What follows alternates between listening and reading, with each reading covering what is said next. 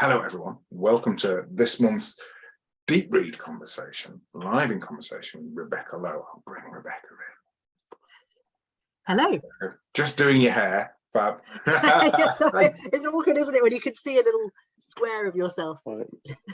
Oh, I can see Martin. Hello. Hi. Hello, Martin.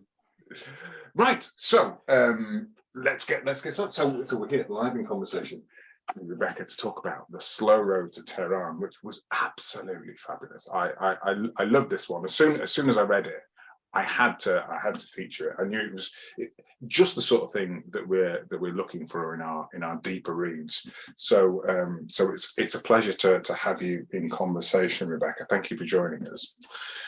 I wanted to start right at the beginning. Well, obviously we can't get past all good books start with a good map. So excellent map, excellent.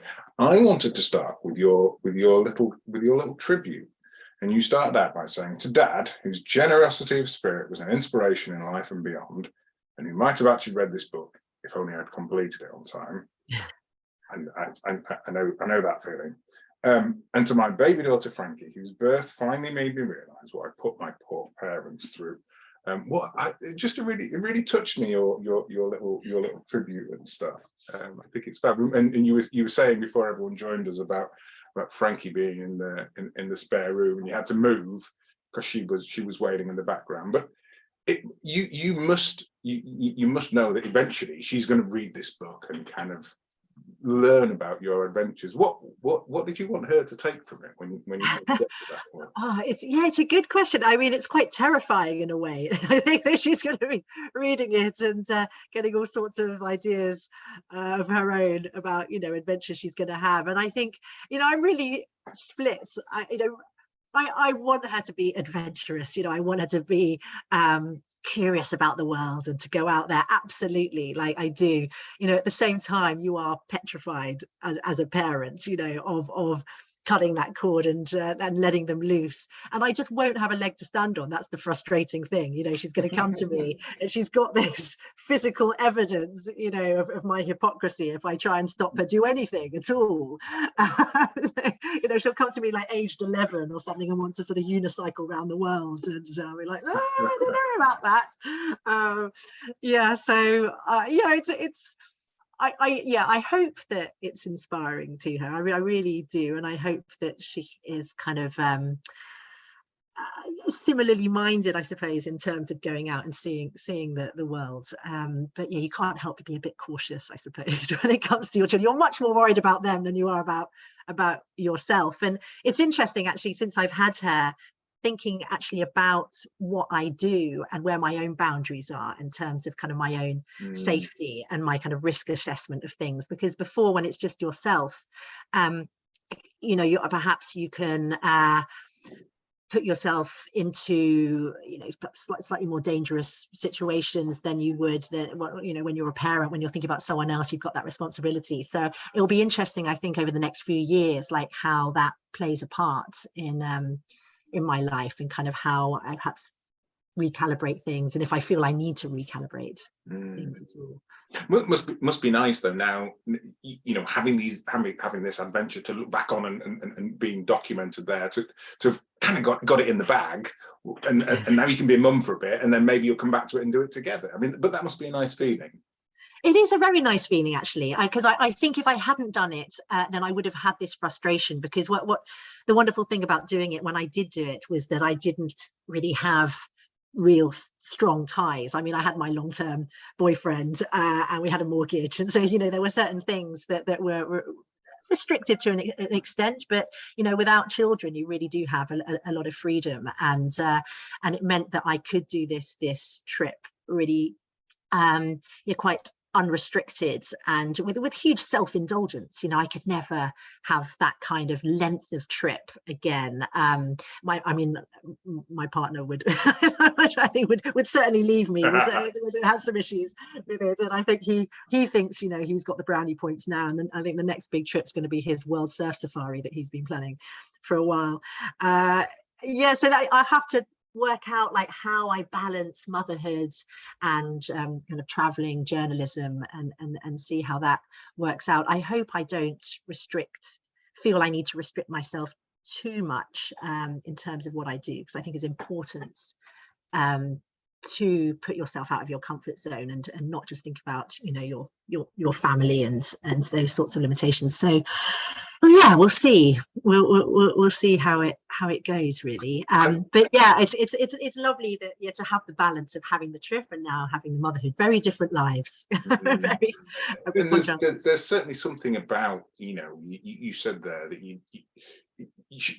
Frankie would have, you know, you wouldn't have a leg to stand on. She's got the evidence that you've been out and done there, but I get the sense that you want to pass on the baton, and I often think about these adventures and writing about them as a way of passing on a baton from generation to generation. So was you, I mean, you talked about your dad having a generous spirit. Was he a big adventurer? Is that where you got it from?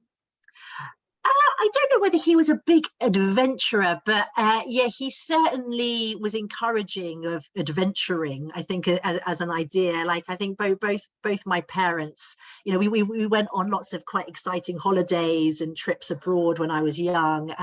You know, we went to like Egypt and Tunisia, and you know that actually when that trip I talk about in the book, the one when I was 10 when we went to Egypt, was perhaps the first time when I really started to develop an interest in the Middle East. And so these were fairly kind of, you know, cozy and, you know, kind of, they were holidays within a certain kind of protective bubble, I suppose. You know, they weren't sort of wildly intrepid, but my parents were encouraging of seeing the world, seeing as much of the world as possible.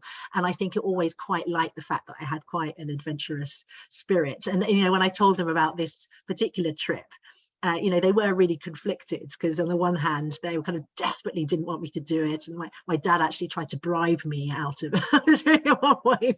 And, you know, and my mum sent me this quite effusive and emotional email, which I talk about in the book, you know, about her feelings. But at the same time, I think they were very excited about it. And, you know, when I came back, they seemed very proud. And, you know, they were some of my biggest sort of champions. And, you know, my mum certainly being the best plugger of the book of anyone that I know.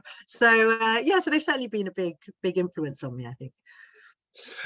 But I guess it's that strange thing, isn't it, about other people's perceptions of adventure, and you really you talk about that in the book, about the balance of risk and recklessness, and other people's perception of what is risky and reckless is often not really in tune with reality and the experience that you have when you go out there as an adventurer. Absolutely. I think I think that people's gauge of risk, their risk assessment, is often skewed. And I think it's partly to do with the media. I think one of the problems is that we are very influenced by the media around us, and it tends to, by the nature of the media, not necessarily you know, as a criticism of it, but the nature of media is that it reports on the worst things that are going on in the world, on the conflicts, on the crises.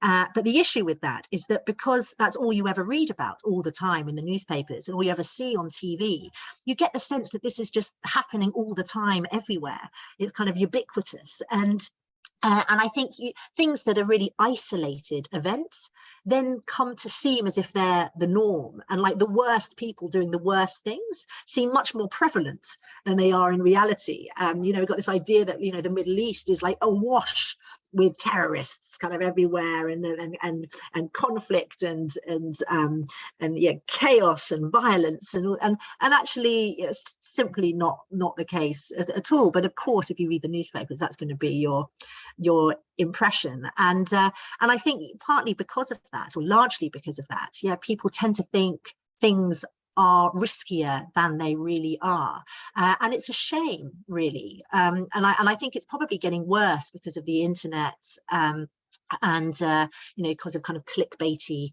news, in that, you know, things are getting more sensationalized all the time, and perhaps more misleading, and it's making people more cautious than I believe they need to be. I mean, and you talk in the book about one of the drivers was for sharing the stories in the way that you did and doing the adventure was sort of looking for a new form of reporting. So had you, before you did the trip, had you had the same reflections? Had you thought about how the stories that you were reporting on were perpetuating that, I guess, in a way? Yeah, I did. I thought quite a lot about that because I wrote a lot about the Arab Spring and my previous job when I was working for an organization called the International Bar Association. And I was writing quite a lot about kind of human rights and the rule of law. You know, when the Arab Spring happens, you know, I started writing a lot of stories about that. And I was inevitably, again, because this is also something that the media tends to do, writing about the politics of these places and the leadership of these places. You know, so when you're talking about Iran, you're talking about, you know, the Iranian regime with its heinous human rights record, which then people tend to sort of extrapolate from that somehow Iran shares the same character as its leadership. But in Iran in particular, and in many, many places around the world, there is often a very strong disconnect between the rulers and the people that they are ruling over. And so, again, that was yet another thing I wanted to draw out on the trip was to kind of really dive into the culture, the people, the communities, like sort of bottom-up perspective rather than a top-down, because, you know, these stories are important. You know, we do have to write about, you know, policy, we have to write politics, we have to write about the leadership. But when, you know, when that's all you ever read about all the time, I think, again, you do get this kind of very misleading sense of what these countries are all about. So yeah, so that was a big part of it, you know, and that's why I went by bike, because, you know, you can squirrel your way through and really kind of get embedded in kind of the contours of these communities that you're cycling through. Yeah, and I just hope that I could give a different perspective on the region.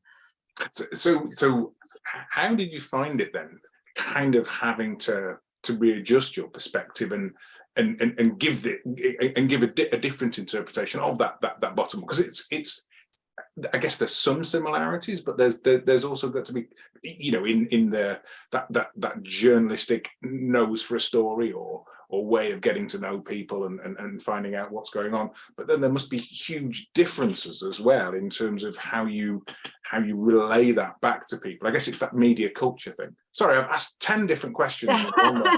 Pick out of it what you like. I mean, it's always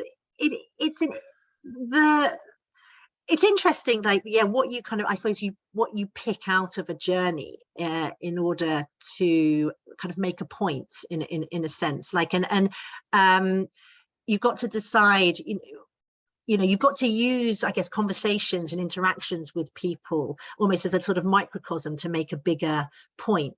So you are kind of looking for patterns and you're looking for examples of certain things as you're going, but you're also looking for examples of just the kind of the individual independent human spirit.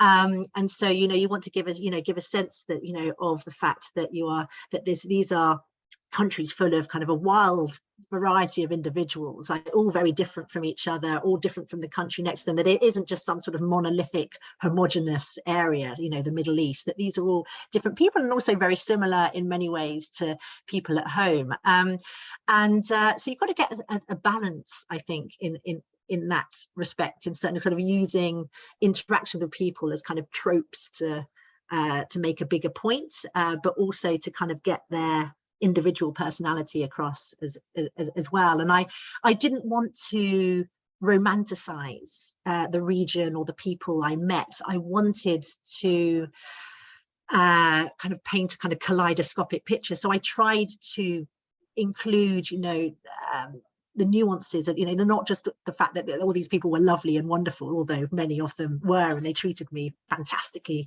well. You know, I wanted to give a kind of balanced perspective, and there were some people I met who, you know, were perhaps like sort of slightly less attractive as people, and others, you know, who are utterly wonderful. We're all human, you know, we all have our flaws and foibles. But overall, I mean, I came away with such a positive and warm impression, certainly of the hospitality of the region, that it wasn't hard, I think, to give a sort of generally positive overview, I think, in the end, which was a relief to me. Yeah, it would have been. Otherwise, it would have been a much more depressing book. If it hadn't been, I love that you said about painting that kaleidoscopic experience, and for me, that the cover really speaks to that. I love the cover. I think it's absolutely fab. I think so every year we do like a little informal, which books did you like most? And I think this year we ought to add in, which covers did you like most? Good idea. This one definitely. Oh, I'm glad you like it. Yeah, I love the jauntiness of it. I love it. That I wanted it to be a bit playful, and you know, and the publisher were brilliant actually, and they kind of commissioned this artist to do it, and there was a lot of toing and froing of exactly, you know, what should be in it. And the bike, they didn't want to be too kind of front and center, because the book is not ultimately about the bike. The bike is a means to an end, and so the bike, you know, is sort of becomes part of the landscape, part of the environment, in a way that I felt I was becoming part of the environment. So I really liked that about it. So yeah, I'm happy that you like it. It's just nice and colorful and sticks out from the shelf as well, so hopefully it will catch people's eye. You know, I don't believe that thing about not being able to judge a book by a cover. I get sent a lot of books, and it is my shortcut to, is this going to work? Because you know, I have to send it out to someone. Is someone going to open their envelope and go, "Oh, look at that," or what's he thinking? So I am, maybe I'm just shallow. Maybe that's what it is. Well, you've got your shirt. I mean, it's quite similarly huge. I needed something to bring a bit of energy. I was telling Rebecca before, I have got COVID. So when I take this conversation down a complete cul-de-sac and a complete dead end, and Rebecca has to rescue us, that's why. So at this juncture, it's probably worth saying, if you've got any questions that you want to ask Rebecca, feel free to pitch them into the chat. I will throw them in as we get to the appropriate point. So we were talking about the book, and I'm interested in kind of what you can do with a book and what you can't do with a book, because I guess you could have taken this loads of different places. You know, it could have been a whole blog series or podcasts or interviews with people, or you know, you could have turned it to a film or a photo montage. Why did it become a book, and what did that allow you to do, and what did it stop you doing? Yeah, it's an interesting question. You know, I didn't intend it to be a book when I was doing the trip. And actually, if I had, it would have been a little bit easier, I think, because I would have gone in with that focus from the very beginning, would have known what that narrative thread was that I was going to come out with at the end. And the whole process would have been a lot quicker, easier, and more efficient. But I actually went into it just wanting to get to know the Middle East better. I left my job. I went freelance. I thought this big adventure through the Middle East will be a really great way to kick off my freelancing career. I'll meet loads of interesting people. I'll set up a few meetings as I go. I'll get lots of human interest stories. And so that was the idea, that I would get articles and contacts out of it. And I didn't intend it to be a book until a few months after I got back. An agent actually approached me and said, have you thought of maybe turning it into a book? And I didn't end up going with that agent. I went with a different one in the end. But you know, I then started to think seriously about it. I thought, you know, maybe there is a book in this. And then I had to start to think, yeah, so what strands do I pull out of it? And excuse me.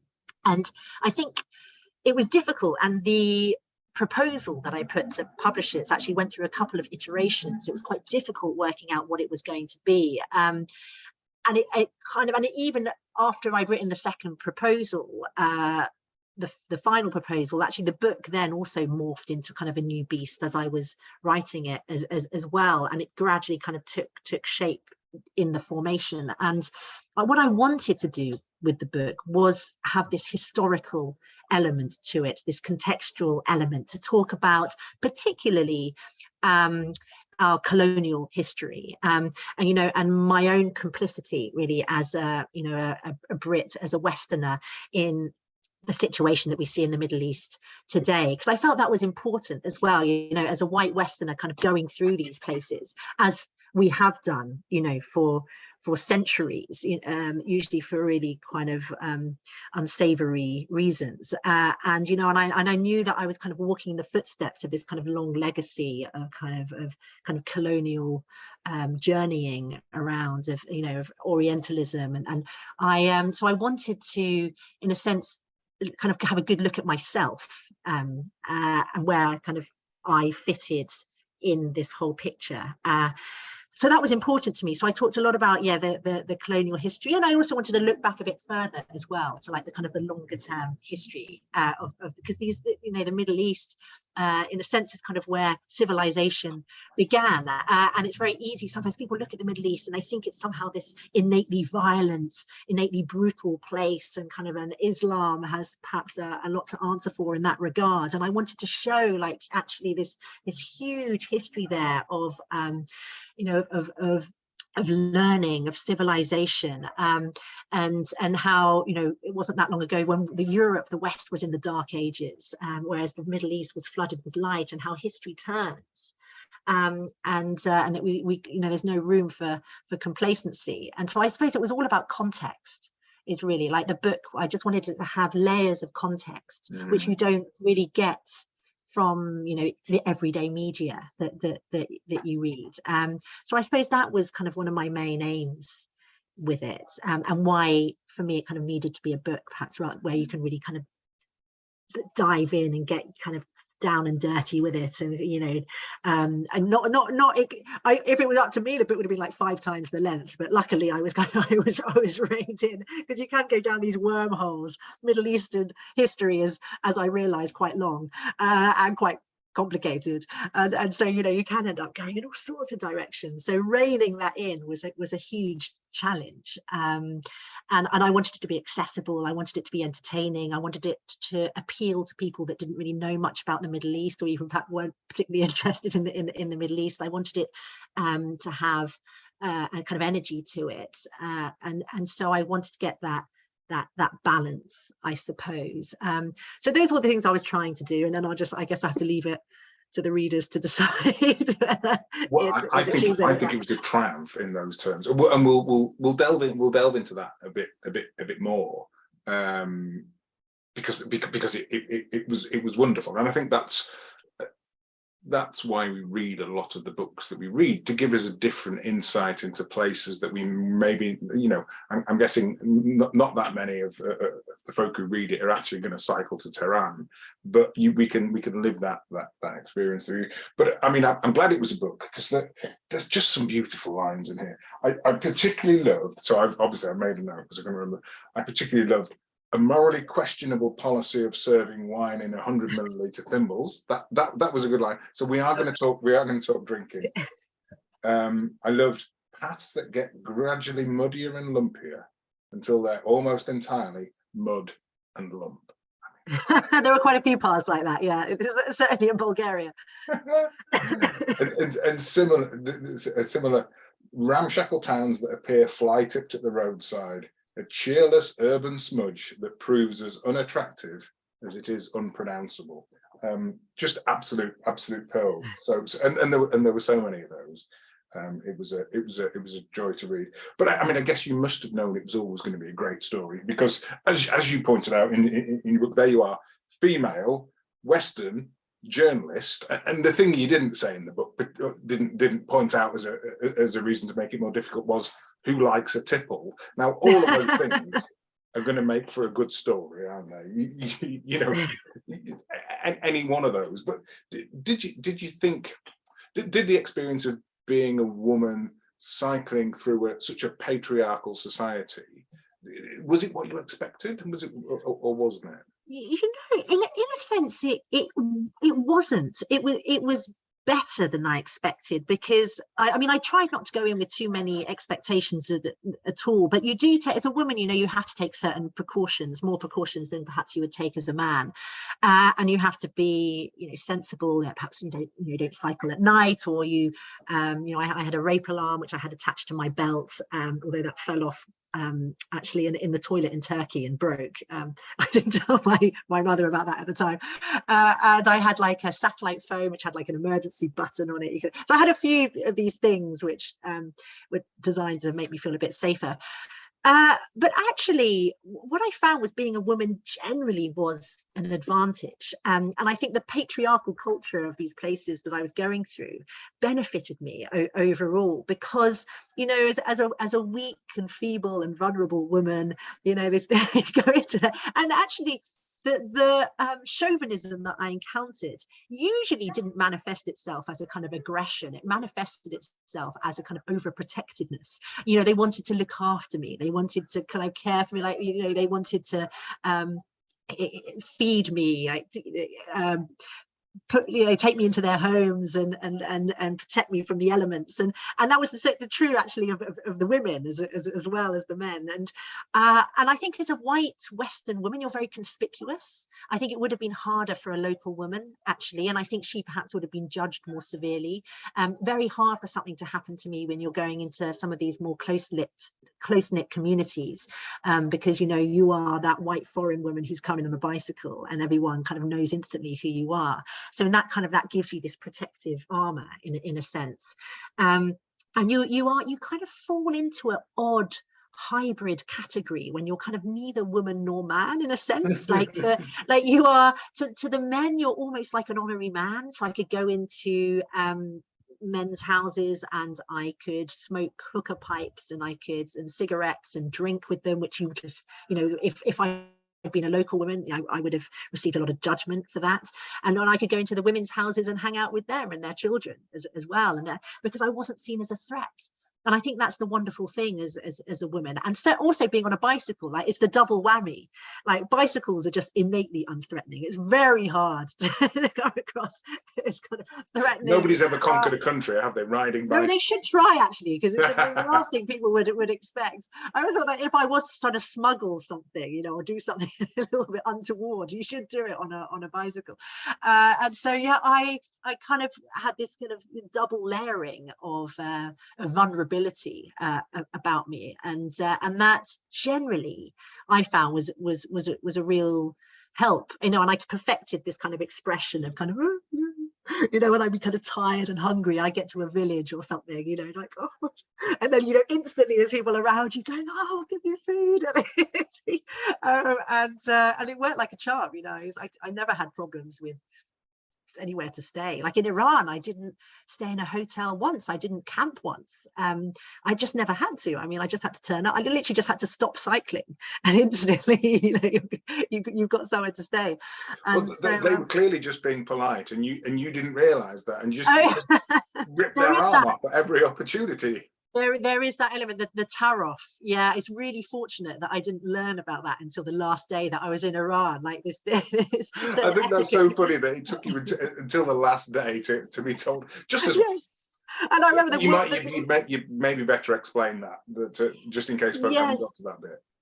So yes, so tarof is a certain sort of etiquette in Iran, by which you're meant to say no to something at least 3 times before you actually agree to it. And it's a little, we have sort of a similar thing here, but it's not quite so prescribed, I suppose. And you know, and you're like, no, oh, all right, okay, fine.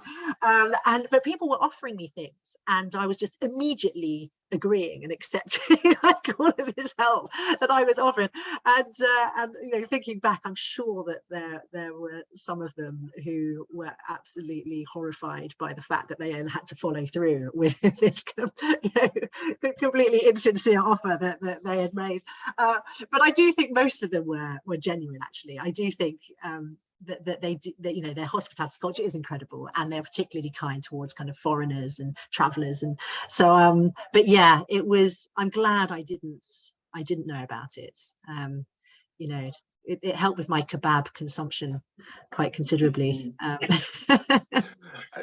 And I also loved the way that you were able to every time you came in touch with officialdom, which was obviously always man, you were able to play the stupid woman to actually men who were far more stupid, inspired, I suspect, by your heroine Freya Stark.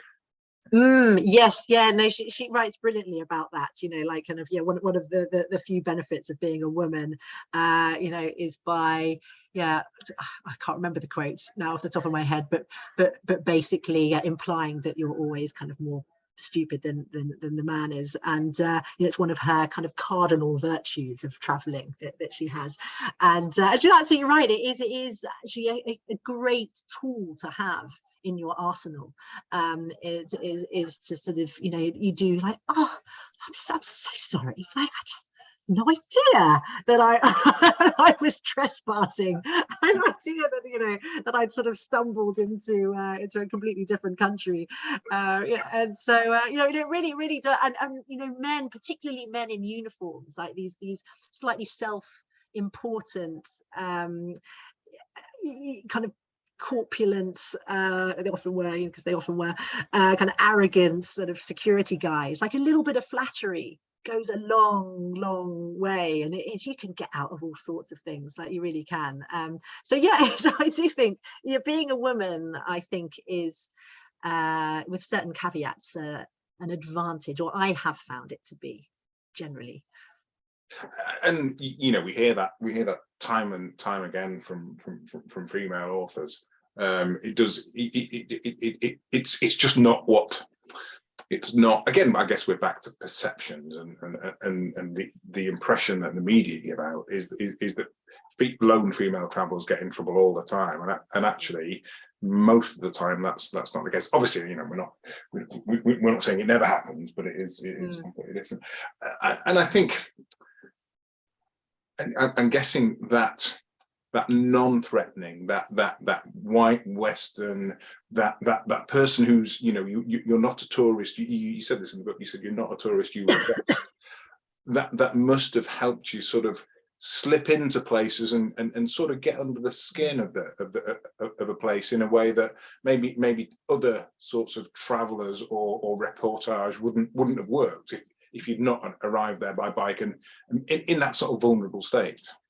I absolutely, and I think vulnerability is the key, and I think that's what this appeals to people, because I think that if you are unthreatening, then people are much more likely to open up to you. It's people only usually become hostile, if they feel they are under threat in some way. And this is also useful, if you're a traveler who's just passing through, that you are not a threat to their kind of custom or way of life. You're not sort of settling down there, with your own perhaps conflicting value system to them. You're just kind of a kind of curiosity. And so, yeah, I did find absolutely, yeah, being on a bicycle, being a woman, being a traveler, like going through these places, yeah, people would open up to you, and they're really curious as well, because you come all that way on a bicycle. They want to know about you. They kind of think maybe you're in need of some kind of psychological help because why on earth are you on a bicycle? So it is a great way to travel, and you're going kind of really through the cracks and the contours of these countries, like because on a bike you're not like on motorized transport, you're jumping from hotspot to hotspot, and the midway part is a blur, really, whereas on a bicycle it's all kind of in it has a clarity to it, and you're going fast enough so that you can cover a really kind of a good amount of distance, but you are going slow enough that you're kind of immersed in your surroundings. And so in that sense, I've never been a fanatical cyclist, but I do think it is just a really beautiful way to see the world, and also because you're doing it under your own steam. There's something lovely about that as well, and going back to kebabs, which I'd like to talk a little bit more about, it means that you can basically eat them with complete impunity, and kind of still end up with a firm arse at the end of it. It was, or at least I thought you could. I sort of ended the trip thinking I was going to be sort of kind of dangerously thin and kind of really kind of toned, and actually I kind of ended up quite normal sized, and I was thinking that maybe I got the balance of the kebabs and the cycling a little bit wrong. Oh, I doubt it. Up a little bit. So have you been back on a bike since, though? That's the question. Oh, what, since the trip? Yeah. Yes, no, I do enjoy cycling, absolutely. No, I don't, I not so much in the, you know, since having my baby daughter, and so I sort of stopped cycling in the kind of, I guess, the end of the second trimester of the pregnancy, and then picked it up a few months after she was born. But I haven't done any kind of proper cycles recently, but I've been itching actually to get back on the bike now. She's a bit bigger, and I've been kind of weighing up, get one of these little seats I can kind of put her in, and so she can. I don't really like the fact she's just going to be a dead weight. I kind of like the idea of her kind of like a little husky at the front, kind of, you know, maybe. When they get old enough, you can get a little tow bar which will tow their bike on yours, and they can pedal up the hills for you as well. You know, this is what I want. My youngest has just grown out of that phase, but for a while it was brilliant, because she would say, "Can you feel me, Daddy? Can you feel me pushing?" Like, do you know what, I can, and it did help. Like a little bird, like a sort of electric bike, as your little exactly, kind of yeah. Like a little push up. But I'm glad it's not put you off bikes, but I did love the way you came at it, and you were like, this is not a book about cycling or bikes, and even, you know, talking about the way the bike appeared on the cover. It was a means to an end rather than about the bike and that being everything it was about.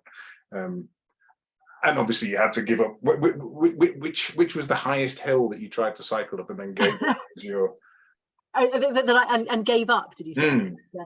I mean, I was quite an on it hill. I think I only gave up. And I don't know what the highest one was. They all kind of blur in my mind. It's a bit like childbirth. I think I've actually sort of repressed the memories of some of the hardest ones. But I definitely wasn't disinclined to walk up a hill. Like, I had no pride about that. I never really liked hills, I have to say. I thought by the end of the trip I'd be kind of teleporting up these hills, and like I'd barely even noticed that they were there. But I don't know whether the hills just got like steeper as the trip went on. they didn't seem to get all that much easier, and you know, and I think the conditions got a bit tougher. It got hotter as well, so I never loved hills. But there was one, like when I went over the accursed mountains, which are so brilliantly and aptly named at the beginning, which is between Albania, Montenegro and Albania, and I desperately tried to avoid going over like the steepest part of them. I thought I'd seen a crossing on Google Maps, and I kind of cycled up into the mountain, and for about kind of something like 18 miles or something like that, and then I got to where the crossing was and found that it actually hadn't been built yet, and it just literally just stopped and disappeared. And I had to go all the way back down, all the way round to the route that I'd been desperately trying to avoid, which was these kind of vicious hairpins, and that was probably the first sort of proper tough climb. But I didn't get off, like I did that because it was the first tough climb. I sort of, in my mind, psychologically, I kind of had to stay on the bike to do it. So it took me forever, like weeks to get up, you know, this mountain. But I did it in the end, and it helped actually. I remember after I got over that, I thought, okay, now maybe I'm not a complete charlatan. You know, maybe I'm getting into this cycling a bit more. Yeah, but I don't know. I think you've got to be a psychopath to like cycling up hills. I really do. Like I like having cycled up a hill. I mean, that's the most beautiful, the way wonderful ascent is when you've just done. It's like you just finished. You know, there is no better feeling than a hill that you've just cycled up, and then you've got that lovely, glorious feeling of going down the other side. But yeah, the idea of actually going up one is just horrific to me. And I like that you weren't a purist about it as well. You know, there were times when you'd be like, hey, I need a lift, I am going to accept that lift. It's not like I've got to do this under my own steam at all costs. Yeah. And no discredit to people who were like that, but this wasn't about that, was it? No, I didn't really care about that. And in a sense, like I the reason I didn't do more of that was actually less because I didn't want to, but more just it's actually quite a big hassle to flag someone down with a massive bike and loads of, it's almost harder than actually just cycling. And so I did hitchhike a few times, like for little patches. Sometimes I got punctures, other times I just be totally exhausted. But I just, I found I did it a couple of times in Jordan, and you basically need a pretty big like van or a lorry kind of to get your bike on, so it can take a while to get, and actually in the end you just can't really be bothered. So in that sense, so that's partly why it was actually, the trip was a bit more purist than I'd really intended it to be. Yeah, well, I guess there's some good social interactions when you do that. You're in a different context with new people who will be intrigued in what you're doing, and you get to find out about why they're on this road along with you. Must have been a good way to get into conversation with people. Yeah, no, it absolutely was, and that was the thing. Like I did, anything that would that projects me into a new interaction with someone. To me, I was very open to that. Like because the cycling was secondary. I wanted to obviously to cycle the vast majority of the trip, because like I say, cycling is the best way to get yourself really involved in the community. But yes, absolutely, I had lots of interesting conversations with truck drivers, people I met at the side of the street, and I had so many punctures. Like I got these very dodgy tires, puncture proof tires in Beirut when my first ones wore out, and they told me they said it was the best tires Beirut had to offer, and they were puncture proof, and I got a puncture I think 7 minutes after I left that shop, and then pretty much every 7 minutes for basically the rest of the trip. But and at the time it was just awful, like constantly getting these punctures, but they did mean I had all sorts of interesting interactions with people that I wouldn't normally have had, and a couple of times when I had to hitchhike, I when I got horribly punctured tires and I didn't have any patches left, and then there was one in Iran when I kind of took perhaps probably an ill-advised detour when there was what looked like a path through kind of the mountains to a place called Abiana, which was a beautiful historical village.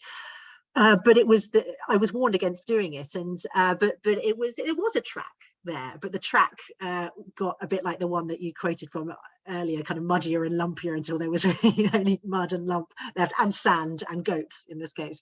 And I kind of ended up, then I got a puncture literally in the middle of nowhere, and was quite concerned actually, because I just didn't, it was hot, really, really hot, no shades, and I just didn't know what I was going to do. And then out of nowhere, a farmer turns up who's like got a goat farm just down the road. Like just these things that happen, like serendipity, almost like you've got a little guardian angel. And so I ended up going back to this goat farm and meeting these two farmers there, and they were weighing all their sheep and their goats for sale, which was one of the most sort of comedy experiences of my life. Like these poor little sheep kind of upside down in the weighing scales, like these kind of fluffy bagpipes, and I met this wonderful, so I ended up then, someone who had come to buy some sheep ended up giving me a lift like out of Abiana and back onto the main road again, and he was like a lovely, brilliant person, and who I've stayed in touch with. And so you have all of these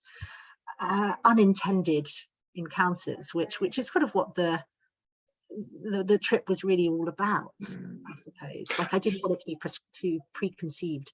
But I did get the impression that you went out with quite a good contact book. I mean, some of the people you met were phenomenal. I guess from your history of working on the patch, and I loved that we got both sides of it. We sort of got that serendipitous, here's a goat farmer that I just met at the side of the road, to here's this hugely influential people who can just shed a light on this aspect of culture and history, and that was fab. Actually, it was really good. So, and am I right in that you'd gone with a reasonable contact book? You knew yes. folk out there.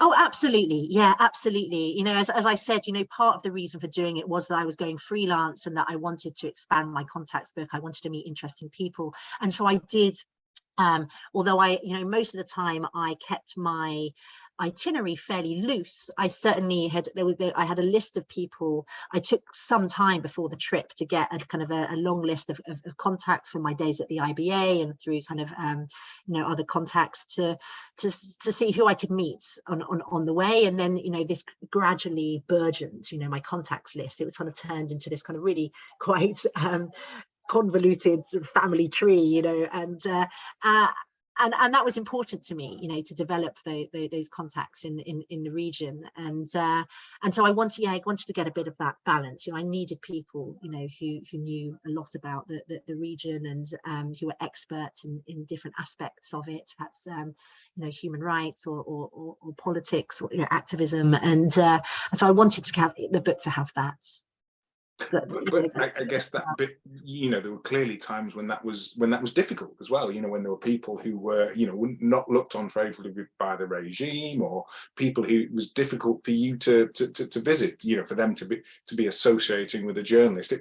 It must have added an extra tension to the trip, really. Yeah, it was probably the main tension, actually, I found on the trip. You know, having gone out there, you know, having been warned about all these different things, you know, kind of terrorism, men, you know, traffic. Actually, I think that the repression, the political repression in a lot of these places, in Turkey and Egypt and Sudan and Iran in particular, that for me was the most worrisome thing. You know, as a journalist, you know, I certainly didn't tell most people that I met that I was a journalist. I was very sparing with who I would tell. And you know, and sometimes people would meet me, sometimes they wouldn't. You know, I'd always, if I arranged to meet someone kind of in a professional capacity, I always tell them, you know, who I was, and that I was a journalist, so I wouldn't put them in jeopardy in any way.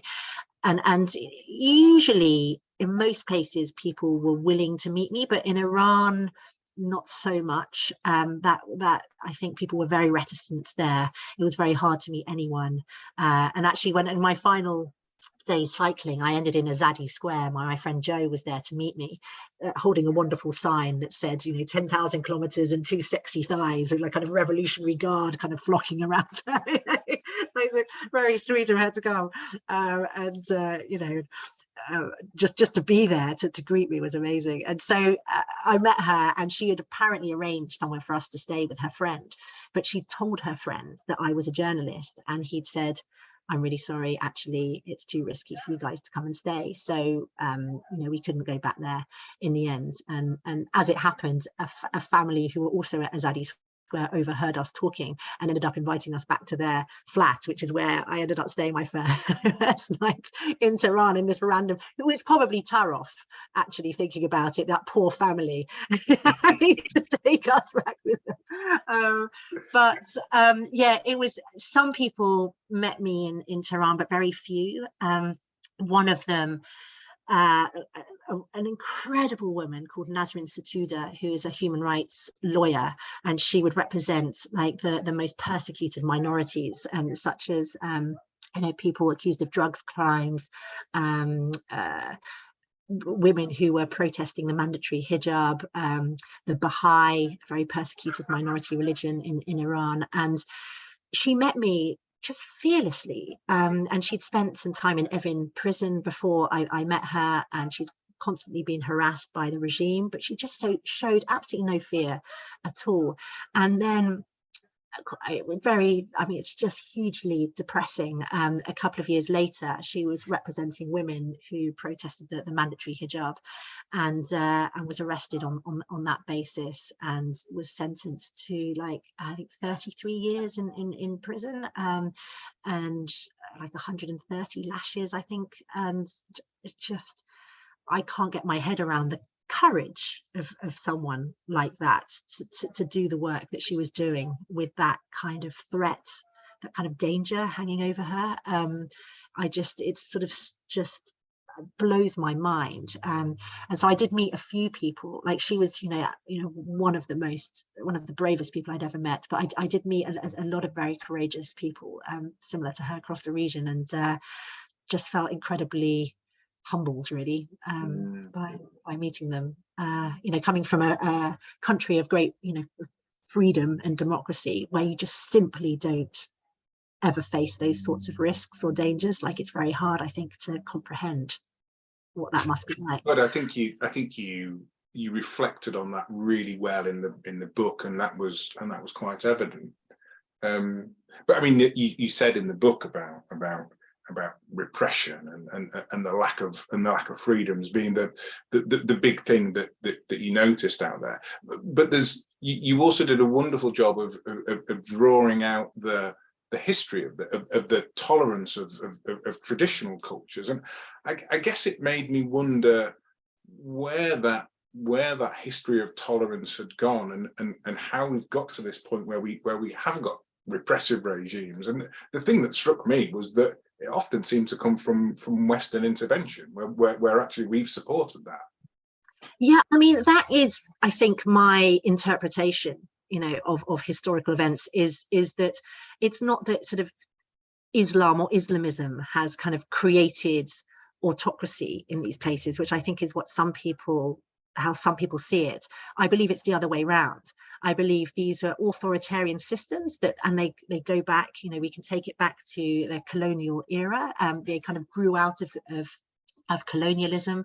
These dictators kind of grew up in the wake of these colonial systems, and really picked up, in a sense, where the colonial authorities left off.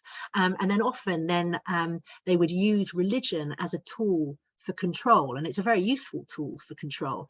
If you can kind of say that you've been anointed by God, and that no one can ever challenge you. No one can ever say that you're wrong. And so these kind of Islamist systems, so in places like Iran and Sudan, kind of grown up. I think because of that, and I think it's important, I think, for kind of people to know about the role that we have played out there, because I have very educated, very friends who are incredibly interested in the region, and yet they're quite ignorant. I think a lot of people are quite ignorant, and certainly I was a lot more ignorant before I did the trip and started researching the book about the direct role that the West and Britain has played in these places. Like, it's not even kind of a tangential role, it is really very direct. Like, certainly somewhere like Iran, when you look at the kind of machinations that we've been up to there, for hundreds of years, part of the great game with Russia, like really kind of using kind of Afghanistan and Iran as kind of pawns in this. And then you had, in 1953, you had the coup, which was engineered by MI6 and the CIA, and that toppled, one of the most popular democratically elected leaders in the region, which was Mohammad Mossadegh. And I think that there is an argument to say that if that hadn't happened, if he hadn't been toppled, Iran would have gone on to be a democracy, and one of the most successful democracies in the region. Iran is just a phenomenal country, so much depth of culture there, depth of learning. They've had some three whacking great empires. They've got this great sense of self, this great this great and understandable pride, and sort of identity, secure identity, and I think that they are going to be a great nation again. I think they're going to be an incredibly strong, powerful nation, and it's really quite sad to see what's happened to it since then. But you shared it beautifully, and you had a great line about time being Iran's currency, and that struck me as so powerful. I love the bit where you said, we hear all about enlightenment and never about plunder, and they hear all about plunder and never about enlightenment. And these seem to be the stories that both worlds are kind of perpetuating, and we never get past that. And we need people like you who can burst out of one bubble and into another, and inject a little understanding both ways, really. Well, I hope so. Yes, I like the idea of like, plunging bubble to bubble. Yes, yeah, absolutely. I think we both need to have a better understanding of each other, and that's the frustrating thing, I guess, about the political impasse at the moment. It's very hard to have these kind of interactions, these direct interactions, and in Iran there was a real kind of desperation for people to connect. I think that was partly why I was kind of embraced so enthusiastically by the people there, because they really want to connect with the outside world, connect with the Western world, and they want to understand it. They want to be understood, and they don't really have, a lot of them don't have the opportunity to do that. And so, in a sense, kind of I would go through there, and they want to know all about kind of me and my background and my country, and and tell me about themselves, and which was a lovely thing, but also quite a sad thing in a sense. And I was amazed actually when I arrived that Couchsurfing, this website where you can kind of be hosted by people for free, I assumed that it wouldn't be happening in Iran, and actually officially it was banned, but then I just sort of thought, I'll just check anyway when I got to Bandar Abbas, off the boats in the south, and it was 600 hosts just in Bandar Abbas. So it's a phenomenal number, just because of people, I think, they're really putting themselves at risk by going on this website, but they just wanted to connect with foreigners, with people coming in, because they were frustrated that they weren't able to do that. So yeah, wow, and a figure like that really brings it home, doesn't it? What I mean, that must be an awful lot of disappointed couch surfing hosts there. They can't be yes, I'm not sure who they're hosting. I know, exactly. There's not that many people who need couch surfing there, because certainly as a Brit, you're meant to be part of an official tour, and have all of your kind of hotels and accommodation sorted beforehand, and if you're American as well, so that the Iranians can kind of keep a bit of an eye on you. So I think there are other countries it's a bit easier to go and just kind of travel around, but they don't get too many kind of backpackers and students who are just staying on people's floors and things. So yes, I think there are quite a few. So I think maybe when I arrived, they were like, yay, finally, yeah, you were doing them a service. Someone. I think it's fun. But I mean, as well as that sort of cultural connection, it's clear that the time that you spent on the road, on the bike, kind of gave you an insight into yourself. But I mean, it must have been a strain as well. It's not an easy thing to be doing day in and day out. I mean, you talked a little about the mental strain, but how did it feel? Not just the distance, but the being out there and on your own and living on your wits and stuff like that. Yeah, I mean, it was definitely hard at times. Yeah, interestingly, I think it was harder at the beginning, and particularly in France, actually. When I arrived, I got there, and there wasn't anyone in France at all. Everyone had left because it was August, and so the entire country was empty, and so I was on my own for, just like days going through these kind of rolling fields, and had far too much time to think about things and to delve into the unsavory parts of my subconscious, that kind of all the kind of rising like steam from a gutter, and kind of twirling around your head. Like I was like thinking about things I'd never thought about for years, and I never thought were even there, like regrets that I had, and and people I hadn't met for years, and you can't escape it, because you're on a bike and you're there and you're on your own, and and that's the nature of it. So it was difficult at the beginning, and I was wild camping, and I would wake up in the morning with a little knot inside my gut, like every day, basically, with a kind of a little anxious knot, because like, oh God, another day. Oh, it's quite, I was quite nervous, quite anxious, and actually having a little tipple with me was quite useful. Like constant low-level drinking was actually probably, I think, the most effective way of dealing with that. So I was going through Europe, right? I have my little thermos flask, and certainly at night, when I'd hunker down in my tent, and I was always be a bit scared, it was dark, but then I'd have my little nightcap, and suddenly everything would sort of seem a little bit easier. So that certainly helped. And then when I got really kind of further into the trip, when I got to the Middle East in particular, it was almost like there was less room for kind of introspection. I think because I think my senses were on high alert the whole time. I was kind of constantly on edge, like energized, and adrenaline pumping all the time. And you're just surrounded by people, every time you stop. And so in a sense, it got more challenging in some ways because I had to kind of more vigilant and I was out of my comfort zone. But also in other ways, I think it got easier in terms of the mental strain because I didn't really have time, I think, to reflect too much on my the traumas of my soul, but yeah, you just kind of I did the Ranulph Fiennes technique. You kind of plod on. I just never thought about the end of the trip. I just couldn't think about it. It was always, okay, when am I going to stop next? When am I going to have my next shot of whiskey? Like, when am I? Like these little things that you keep going. And I was too proud to stop, and go home. And so I think there was always that element. Like I just knew that I'd go on, like, plea for bloody mindedness. gotta keep going. We're going to have to draw it to a close in a minute, but I did want to end by asking, because you mentioned the concept. I'm going to pronounce it wrong, but is it Irfan, of finding spiritual awareness? Irfan, yeah, I think that's how you pronounce it. Yes, yeah, Irfan, yeah. And do you think you found that on the road?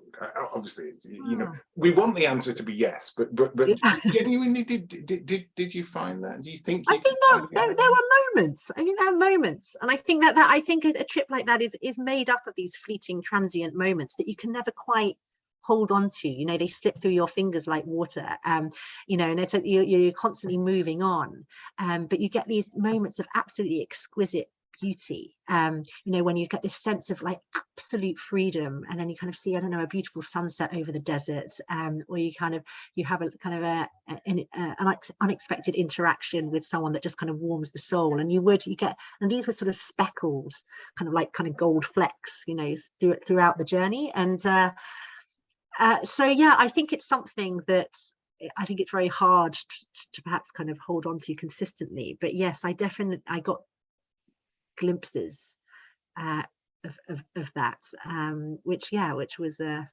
beautiful thing. Well, I thought the whole book was a beautiful thing. It was absolutely fabulous. We read a lot of adventure books, but this one had a real sense to it.